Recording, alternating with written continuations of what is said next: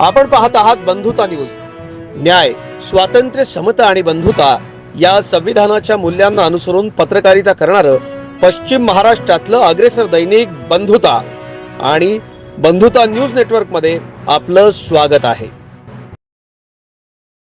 मिरजेतील खण परिसराचे सुशोभीकरण करण्यात येणार असून याबाबत महापालिकेचे आयुक्त शुभम गुप्ता यांनी आज मिरजेत येऊन या परिसराची पाहणी करून इथल्या परिस्थितीचा आढावा घेतला। यावेळी अतिरिक्त आयुक्त रविकांत अडसूळ आणि अधिकारी कर्मचारी उपस्थित होते। अमृत योजनेच्या माध्यमातून करोडो रुपयाचा निधी खर्च करून मिरजमधील खण परिसराचे सुशोभीकरण केले जाणार आहे। खणच्या सर्व बाजूने ट्रॅक तयार केला जाणार आहे। पाण्यात कारंजा तयार केल्या जाणार आहेत। त्याच पद्धतीने बोटिंग व्यवस्था सुविधा केली जाणार आहे।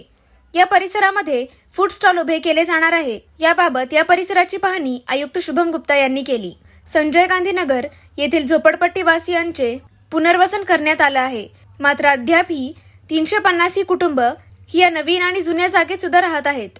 याबाबत आढावा घेऊन त्या लोकांना तिथून हलवण्यात येणार आहे। तर अद्यापही 50 कुटुंबाचे पुनर्वसन झाले नाही। त्यांना अन्य जागेत पुनर्वसित केले जाणार आहे।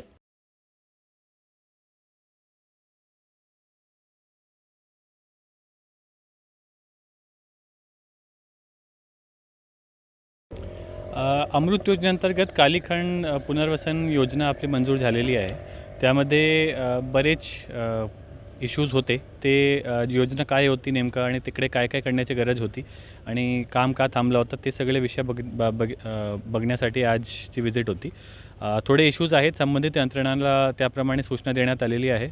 पण आपण लवकरात लवकर त्या योजनेला सुरू करून पूर्ण करण्याचा प्रयत्न करणार आहोत।